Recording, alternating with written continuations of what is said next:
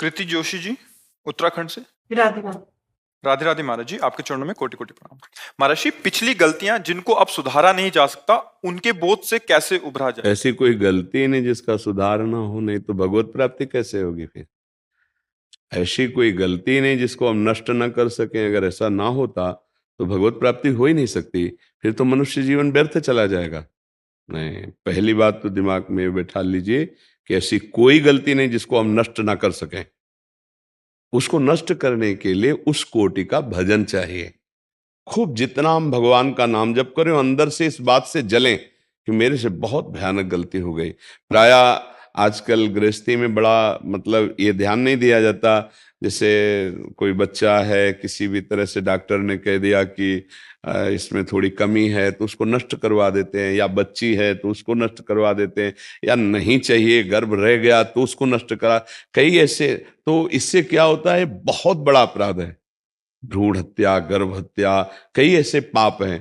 पर अगर हम मनुष्य जन्म में इन पाप अगर हो गए, इनको मिटा ना पाए तो हमारी दुर्गति हो जाएगी। लेकिन हमारा मनुष्य जन्म मिला, अगर हमसे भूल हो गई, गलती हो गई, अज्ञान में हमसे गलती हो गई, स्वार्थ में हमसे गलती हो गई, तो अब हम सुधार ही नहीं हो सकता। नहीं, बिल्कुल सुधार हो सकता है। हम भगवत प्राप्ति करने योग्य मनुष्य देह को प्राप्त करके हम ऐसे नारकी गतियों को जाएं, ऐसा नहीं। गलती हो गई, हम उसके सुधार का प्रयास करते हैं। ऐसी कोई गलती नहीं जिसका सुधार ना हो, पर वो उस कोटि का प्रायश्चित होना चाहिए। उसका प्रायश्चित, जैसे आप छोटी गलती हुई तो 2 थप्पड़ लग गए, ठीक हो गया। चोरी की तो 10-20-50 डंडे मिले, कुछ समय की जेल मिली। लेकिन ऐसे महत अपराध कर लिए तो फांसी की सजा मिलेगी, आजीवन कारावास तो है ना उस दंड के अनुसार। ऐसे जिसकी यहां सजा मिल गई तो उसका प्रायश्चित तो हो गया।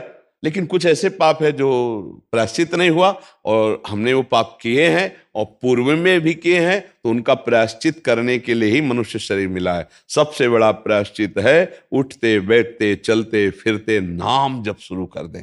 सबसे प्रार्थना है, नाम संकीर्तनम यस्य सर्व पाप प्रणाशनम। नाम के बल से पाप मत करो, लेकिन जो पाप हो गए उनको भस्म करने की सामर्थ्य नाम में।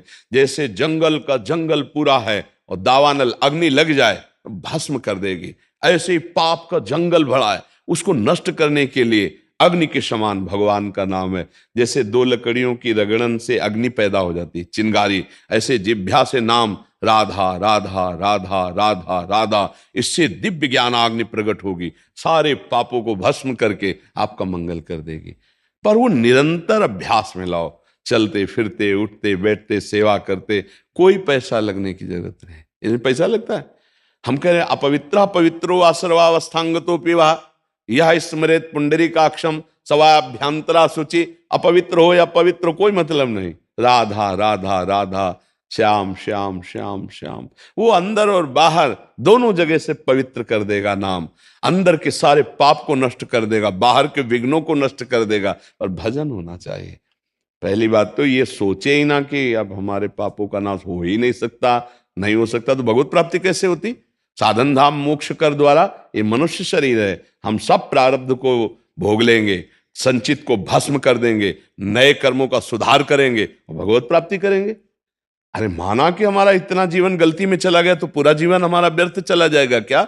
गलती हो गई, अब उसका सुधार करेंगे। मानव जीवन सुधार के लिए मिला है। क्यों, किसका प्रश्न है? हाँ, तो सुधार के पक्ष में रहिए। हमसे जो भूल हो गई, हमसे जो गलती हो गई, प्रभु हैं वो हमें क्षमा करेंगे। हम उतना साधन करते हैं, नाम जप करते हैं, धर्माचरण करते हैं, पुनरावृत्ति गलती की नहीं करते हैं, पक्का सुधार हो जाएगा। नहीं तो भगवत प्राप्ति फिर कैसे होती है?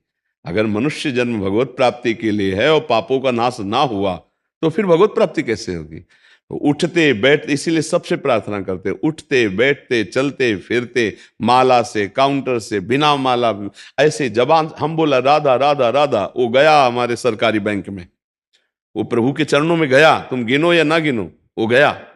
उसको ये नहीं कि अब हम गिना नहीं और समर्पित नहीं किया तो कैसे समझ। जब हम राधा राधा राधा कह रहे हैं तो श्री जी सुन रही हैं और उस श्री जी के पास नाम जा रहा है, उसका फल हमें अवश्य मिलेगा। नाम जब अपने प्रभाव से ऐसे पापों के अंधकार को नष्ट करता है जैसे सूर्य भगवान उदय हुए तो सब अंधकार गया। आज का सत्संग अगर सुनना ना सुने हो तो सुन लेना, बहुत संतोष मिलेगा, बहुत बल मिलेगा। नाम महिमा का बहुत सुंदर गान था। तो नाम ही है जो जीव का परम कल्याण। अब कलिकाल है, क्या साधना हो सकती है? आप लोग खुद ईमानदारी से देख लो मना स्थिति क्या है। इसलिए जबान से राधा राधा राधा राधा, न पैसा लगता है न हम तुम्हें दान पुण्य की कह रहे हैं। जैसे हो खूब कमाओ खाओ धर्म पूर्वक चलो, राधा राधा जपो, भगवत प्राप्ति हो जाएगी। खूब नाम जप करो। देखो ये अध्यात्म है, ये पैसा वाला नहीं है। बिना पैसा के भगवत प्राप्ति वाला मार्ग है। अध्यात्म का मतलब क्या होता है? अगर यहां भी पैसा तो फिर सब गड़बड़ हो गया ना। हाँ, कुछ नहीं, 1 रुपए की जरूरत नहीं। धर्म पूर्वक कमाओ। कभी किसी को भूखा देखा तो अपनी भोजन की थाली का भोग उसको दे दो।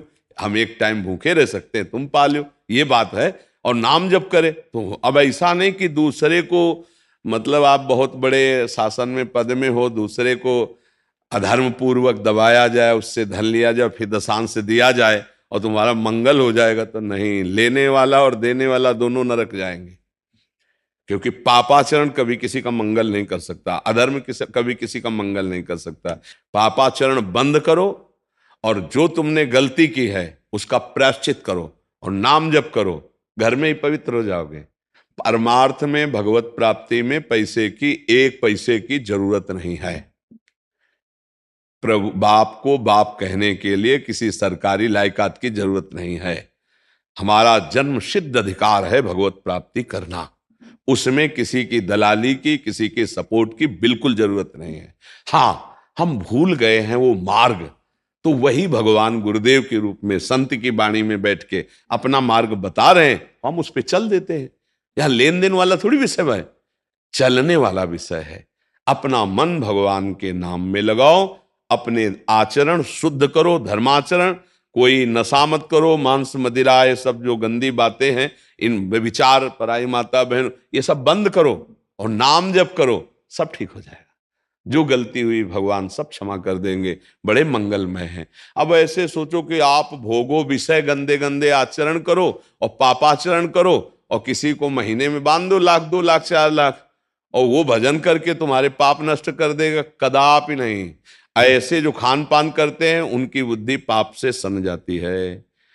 भीष्म पितामह जी जब आखिरी में बाणों की सैया में पड़े हैं, 6 महीना व्यतीत हो गए, जब देखा भगवान ने कि अब अंतिम होने वाला है ज्ञान का सूर्य, तो युधिष्ठिर जी से कहा चलो ले लो चल करके ज्ञान। नहीं, ऐसा महात्मा युगों में पैदा होता है। भीष्म जी बड़े महात्मा, अखंड बाल ब्रह्मचारी, परम ज्ञानी। तो गए वहां, पांडव और द्रौपदी जी भी थी। जब ज्ञान की वार्ता करने लगी तब उन्होंने द्रौपदी जी ने कहा कि पितामह आज तो बहुत ज्ञान की बातें कर रहे हो। उस समय क्या हुआ था जब सभा में मैं चीख चीख के पूछ रही थी, उस समय क्यों नहीं बोले थे? ज्ञान कहां गया था आपका? तो उनका, बेटी क्षमा करना, उस समय पापी दुर्योधन के अन्न के प्रभाव से 6 महीना हो गए बाढ़ पर पड़े हुए, सब रक्त बह गया अशुद्ध और भारी पीड़ा से प्राश्चित हो चुका। अब मेरी बुद्धि शुद्ध हो चुकी। अब जो प्रश्न करोगे उसका उत्तर दें। समझ रहे हो?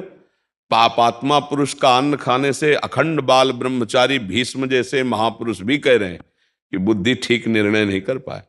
तो अगर अधर्माचरण से कमा के आप दान भी करोगे तो पाप ही होगा, क्योंकि वो भजन के लिए बैठा था, उसकी बुद्धि भ्रष्ट कर दी। तो पहले तो तुमने पाप किया, पाप की कमाई दी तो उसकी बुद्धि भ्रष्ट हो गई और डबल पाप। पाप से कभी धर्म नहीं होता।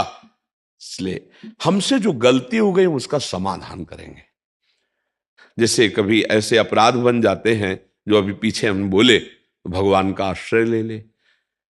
भागवत में सप्ताहिकी संस्कृत से जो मूल है उसके पाठ में बहुत बड़ी सामर्थ्य। धुंधकारी महापापी था, जे ही 7 दिन पूरी भागवत सुनी तो विमान आया, भगवान के स्वरूप को धारण करके वो गया विमान में।